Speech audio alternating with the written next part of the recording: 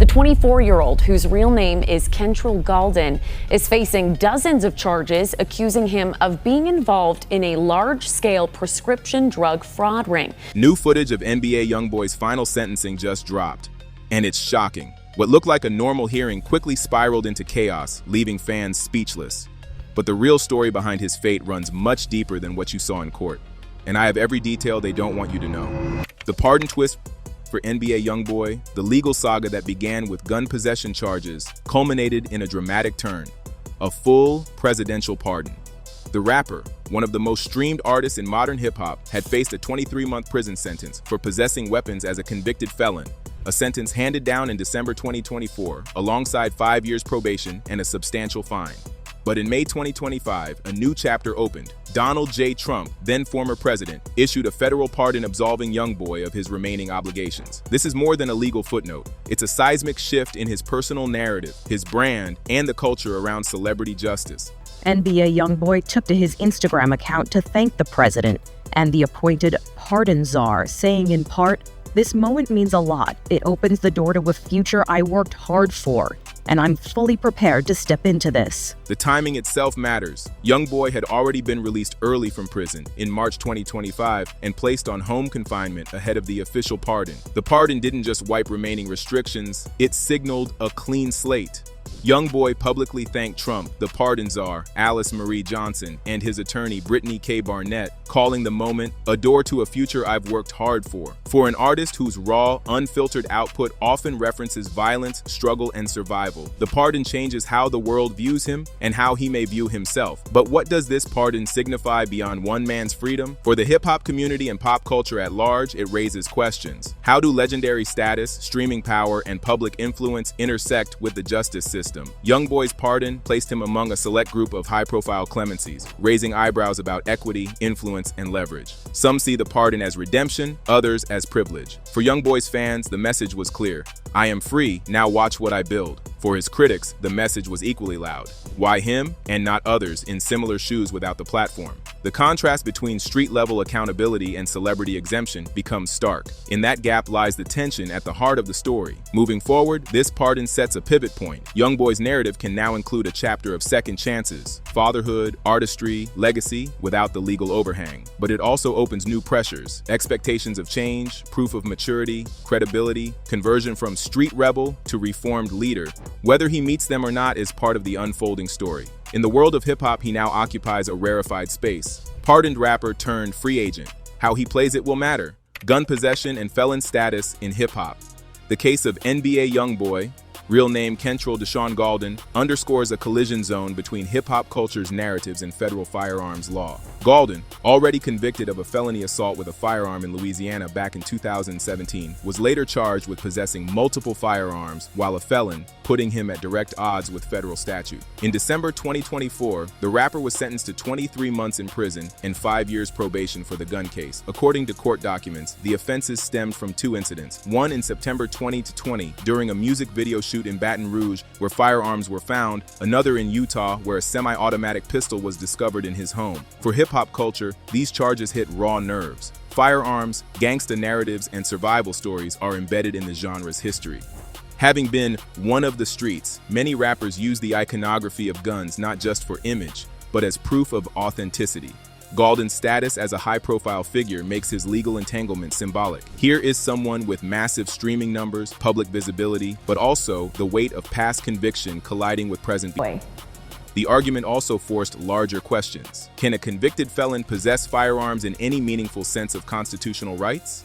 Galden's legal team argued that his Second Amendment rights were being unfairly restricted, noting that the government did not allege he used the firearms in an overt crime at the time. That kind of argument raised not only legal debate, but cultural tension. When a figure whose narrative is built on survival and arms is legally penalized for the same, the public sees conflict between street code and statute. For Galden's audience, the narrative becomes layered. Yes, you've achieved massive success, but you're also being held to laws that often don't square with the life story you rap about. The conviction becomes part of the brand, the struggle becomes literal. For his critics, the law is simply law. No exceptions for musicians. The judge in the case noted many young men with talent get robbed of potential when legal issues derail them. But perhaps the biggest tension is this. In hip-hop, possessing a firearm, especially when you speak about doing so in lyrics, remains a kind of proof of lived experience. In Galden's case, that proof came with court filings and sentencing. A rap video gun scene can now translate into federal charges. The culture that valorizes the get up, fight your way out narrative collided head-on with a justice system that regards felons with firearms as a major risk. As he moves beyond the sentence and into the pardon status from the first chapter, the question remains, what does gun possession mean for an artist once the legal dust settles? Does the authenticity get redeemed because the charges were resolved, or is the stain permanent? And for hip-hop culture, does this case shift the way firearms imagery is used by artists, or how the public perceives rappers when they cross over into legal territory? In the end, it's not just a rap story, it's a legal reality bending the narrative of street respect, celebrity identity, and the law. Early release and recovery trajectory. When NBA Youngboy, Kentrell Deshaun Galden, was first sentenced in December 2024 to 23 months in federal prison for firearm charges and ordered 5 years of supervised probation, the public assumed a long road ahead. He was facing a sentence for possessing firearms as a convicted felon and had admitted to guns being on a music video shoot in Baton Rouge and at his home in Utah. Yet the actual trajectory shifted dramatically. In March 2025, reports surfaced that Youngboy had been released early from prison and was placed in home confinement or a halfway house. His release date had originally been projected as July 2025 or even later, but updated filings indicated the release could be as soon as April 26, 2025. The sequence showed how legal deadlines can be fluid when time served, plea deals, and administrative credits come into play, and how fans, industry watchers, and critics alike responded to a narrative of getting out sooner than expected. This shift from incarceration to home confinement, and then to full pardon, discussed in Chapter 1, frames a recovery trajectory not just in legal terms, but in symbolic terms. For Youngboy, it meant a chance to reboot. Fatherhood, artistry, public image. The public saw a man who had served substantial time, but emerged earlier, still under scrutiny, still balancing the expectations of culture, career, and consequence. The halfway house phase signaled transition, a liminal space between prison and freedom, where the walls are less rigid but the supervision remains. The early release wasn't just relief, it was a test of discipline, identity, purpose. Just into the Fox 13 newsroom, Louisiana rap artist NBA Youngboy says he's been pardoned by President Trump after being sentenced by a Utah judge to 2 years in federal prison on gun-related charges last November. For the hip-hop world and his fan base, this chapter holds layered significance. On one level, it evokes the story of many artists who have jail time behind them, who emerge seeking redemption or simply continuation. But here, the early release becomes part of the myth. I beat the system quicker, I came back sooner, the narrative echoes. That changes how triumph is perceived. It also alters risk. With more freedom comes more exposure, and with exposure comes accountability. For Youngboy, the challenge was not only to regain his voice, but to use it differently. Less as someone locked away, and more as someone released and rebuilding. Yet the recovery trajectory is fraught. Being released early does not erase the past. Probation, house arrest conditions, drug testing prior to pardon would have weighed heavily. Rumors circulated on fan forums and social media that his probation required up to 6 monthly drug and alcohol screenings, mental health evaluations, and substance abuse programs.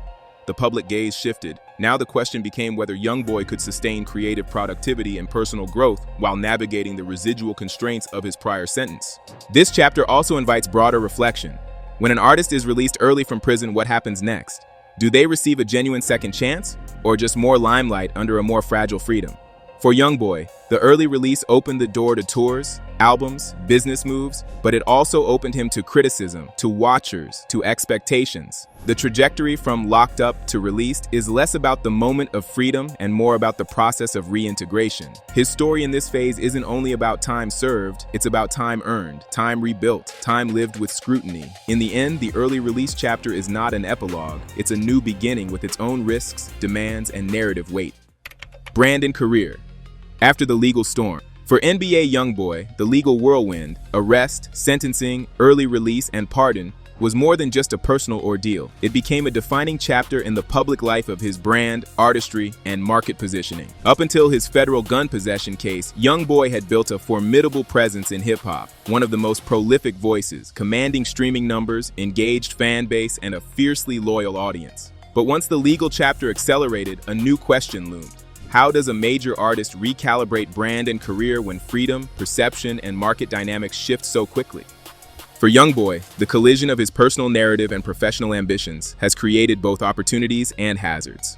How many kids and people have gotten in the car or put this shit in their ears and actually hurt someone? And now I'm sitting back like, damn, I can't do it all in one day, but I promise to clean whatever I can clean. First, the opportunity. With the official pardon, as covered in earlier chapters, and early release, Youngboy re-entered the market with a clean, or cleaner, slate. That allowed him to signal not just survival, but resurgence. His next album cycle, tours, partnerships, and public appearances no longer had to be constrained by probation or prison time. His brand narrative shifted from locked-up rapper to redeemed, free, and recommitted. For an artist whose story is rooted in survival, that shift is potent. It opens up new creative themes: redemption, renewal, resilience, and new commercial frames, headlining tours, brand collaborations, cross-media ventures. Yet the hazards are just as consequential. With greater freedom comes greater exposure. The music industry is vigilant about optics, risk, and reputation, especially when legal issues have been public. Brand partners may hesitate to align with someone whose legal past could trigger liability or backlash. Tour promoters may factor in liability costs. Streaming platforms may still carry the baggage of the past in public perception. Youngboy's view of the music business as demonic underscores the tension between creative expression and commercial structure. In his own words, Youngboy confessed that he reflected on the negative impact of his music and its real-world consequences. How many kids and people have gotten a car or put this shawty in their ears and actually went and hurt someone? That admission matters not just as moral reckoning, but as brand recalibration. When an artist acknowledges risk and accountability, the marketplace responds. The question becomes, will the brand pivot towards social responsibility and maturity, or double down on the street persona that built the original following? Then there's the market perception. Often cited in commentary about Youngboy is his status as an invisible star, massive streaming presence, yet relatively under-recognized in mainstream pop culture institutions. For his career moving forward, bridging that gap mattered. A clean legal slate presents a chance to cross over beyond his core base, while still preserving his authenticity. That balance is tricky. Moving mainstream risks alienating core fans, staying underground risks missing broader growth. Youngboy's brand scheduling, tour announcements, album drops, and collaborations will now be scrutinized for signs. Is he evolving with his audience? Is he adapting to the commercial ecosystem? Is he using his legal break as a fresh canvas for artistry and business? A misstep now could undo the progress of release and pardon. In sum, the brand and career chapter for Youngboy is one of both strategy and survival. The legal chapter didn't stop him, it reset him. Whether he capitalizes on that reset will depend on his ability to play the long game, build trust, diversify his brand, craft narrative beyond conflict. In an industry where loyalty is earned and reputation's fragile, this phase could define his place in hip-hop's next era. Social media reaction and fan loyalty. When NBA Youngboy faced legal turmoil, arrested, sentenced, then quickly released and pardoned, one of the most intriguing dimensions wasn't the court filings or the media statements. It was the fan haven of social media. Replies, memes, tattoos, solidarity posts. The moment he was freed early and later pardoned, his core fan base erupted, not just in celebration, but in reaffirmation of loyalty. Some fans tattooed his name across their faces. Others flaunted his merch, and previously quiet corners of Reddit, Instagram, and TikTok lit up with free YB-style slogans. All right, so if there's an amendment to the charges, that may result in another preliminary hearing. Free YB, man. Free YB. Everyone needs to stay muted. Okay. Free YB. This kind of devotion extends beyond simply liking his music. It's tribal. As One Piece recently noted, Youngboy's fan base wears its aggrievement as a badge of honor. They champion an artist who refused the mainstream gatekeepers, who built his career while behind bars or confined, who stuck to the streets he gripped. The model is less pop star and more outsider hero. His supporters often portray themselves as guardians of his narrative, ready to defend him, justify him, and mobilize at a moment's notice. On Instagram and YouTube, the phenomenon is visible in real time. Fans repost videos of Youngboy rewarding concert goers, and clips of his reaction to fans go viral. One video captured him spotting a fan who'd tattooed his full name on his face and rewarding him with backstage access, and that act alone generated thousands of reposts in a matter of hours. This kind of engagement morphs into proof. The artist isn't just performing for fans, fans are performing with the artist, in public, for each other. Yet the loyalty also carries tension. Social media commentary splits quickly. There are cheers, he beat the system, he's coming back stronger. Then there are critiques. What about accountability? What about fatherhood? What about growth? At a time when Youngboy's personal life, including fatherhood, children, legal issues, is under scrutiny, social media becomes the battleground for image war. Some fans dismiss criticism as hating the real ones, while others raise concern that the artist's platform should demand maturity, not just hype. The very intensity of this loyalty invites another question. When does fandom cross into fixation?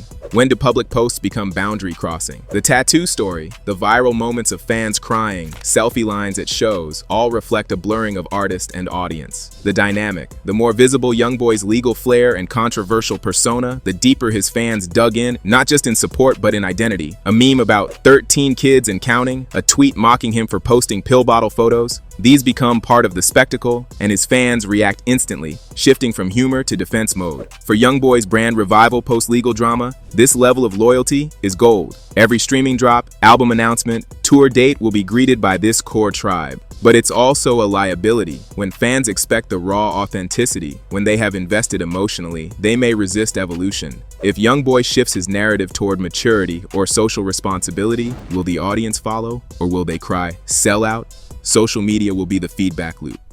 Legal system, sentencing disparities, and celebrity treatment. When NBA Youngboy found himself facing a 23-month federal prison sentence for gun possession as a convicted felon, it sparked more than a personal crisis. It ignited a broader dialogue about how celebrity, race, power, and justice intersect.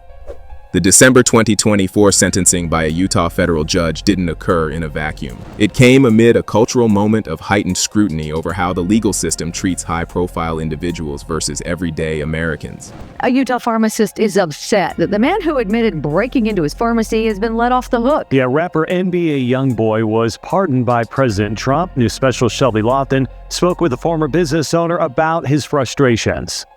Youngboy's case sits at a distinct crossroads. On one side, a rapper who built a massive streaming empire. On the other side, a justice system binding him with laws that apply to all felons. According to the case details, Galden acknowledged that firearms, including a .45 caliber pistol and other weapons, were located during a music video shoot and in his home despite his felony status. The punishment, prison time, probation, fine, all hallmarks of enforcement. But the celebrity context raised complicated questions. Did his visibility accelerate enforcement, or did it grant leverage that lesser-known defendants don't have? Critics often point out that many individuals in similar circumstances, young, black, from disadvantaged backgrounds, end up serving longer sentences with fewer resources, less publicity, and less capacity to negotiate. Meanwhile, celebrity defendants often have immediate access to high-priced counsel, publicists, and even presidential mercy, as would later happen in Youngboy's pardon. This divergence fuels a perception that justice is uneven, especially in communities where trust in law enforcement and courts is already fractured. For many in hip-hop, Youngboy's case is emblematic. Talent and fame may invite scrutiny, but they also raise expectations of automatic downfall or escape. On the other hand, supporters argue that Youngboy's actions warranted legal response regardless of his public status. If a person with felony history possesses multiple firearms, the law doesn't usually pause for popularity. The judge in the Utah case underscored the need for Galden to address substance abuse and make wholly different decisions moving forward. But the public reaction exposed the tension. Is the enforcement impartial, or is it shaped by how loud the case becomes, how many clicks it garners, how the narrative will sell? The fact that Youngboy's case became headline news added pressure, not just to him, but to the system determining his fate. The later pardon complicates the narrative further. When the former president granted clemency, local prosecutors expressed confusion, noting their extensive investigative work and the magnitude of the charges. The pardon raised questions about the criteria used for mercy. Was it the same standard applied to lesser-known individuals, or did celebrity status tilt the scales? The optics fuel a broader debate about inequality before the law, one where the promise of redemption may depend on name recognition as much as rehabilitation. For NBA Youngboy, the conclusion of his legal chapter signals not just freedom, but a pivot point in his career, an opportunity to redefine, rebuild, and reintroduce. Fresh off his official pardon and early release, Youngboy enters a landscape he helped shape, one crowded with output, streaming dominance, and loyal fans, but also one that demands evolution. His next moves will dictate whether he remains a relic of his past struggles or steps into a new era of influence. How would you describe an NBA Youngboy fan? I feel like y'all are the best fans out. Loyalty. The immediate headline, the announcement of his next album, Slime Cry, set for release on November 28, 2025. This will mark his third full-length project of the year, after the releases of Massa and Deshaun. underscoring both his prolific nature and his urgency to stake new creative territory. While details on features and track list remain under wraps, Youngboy has reportedly recorded dozens of songs throughout his recent tour. For fans, this signals not just continuity, but a revelation. How will Youngboy translate his freedom into sonic narrative? But the stakes are layered. On one level, this album serves as proof of survival, proof that Youngboy emerged from legal constraints and is now free to create without the looming burden of probation, travel restrictions, or confinement. On another level, it's a test. Can he move from locked-up rapper to elevated artist? His brand has long been rooted in raw emotion, street urgency, prolific output, and unfiltered voice. The question now is whether he can maintain that authenticity while evolving in sound, structure, message, and scale. The industry is watching. With multiple releases in a single calendar year, Youngboy is playing a numbers game, but simply dropping tracks isn't enough anymore. Narrative matters, collaboration counts, curation is valued. His previous catalog, an endless stream of mixtapes, unofficial drops, leaks, has built a base. Now he faces the challenge of turning momentum into legacy. With the upcoming tour, his new album, and the public story of legal redemption, he's operating in the confluence of many moving parts. Fans will judge two things: the quality of the music and the consistency of the message. Will Slime Cry reflect growth, fatherhood, introspection, or will it double down on the aggression, violence, and survival themes that shaped his early work? The answer matters because the audience is evolving too. Longtime fans demand honesty. New listeners demand something more expansive. The album can't just be an extension of the art, it needs to be an evolution with purpose. In closing, what's next for NBA Youngboy is not just the next playlist drop, it's the next chapter of a career that has existed at the intersection of hype, hardship, and hype-fueled survival. His next album, tour, and public moves will map whether he is merely resurgent or truly redefined. The narrative is in motion, freedom achieved, brand intact, but future unwritten. For Youngboy, the question is no longer, can I get back? But what do I do now that I'm free? Before you go, remember, this story doesn't end here. NBA Youngboy's final sentence might be set, but the ripple effect is only beginning. The reactions, the backlash, and the secrets still buried behind that courtroom door, they're about to surface. If you want to know what happens next, the truth about his future, his legacy, and the moves being made behind the scenes, hit subscribe and turn on notifications. The next chapter could change everything.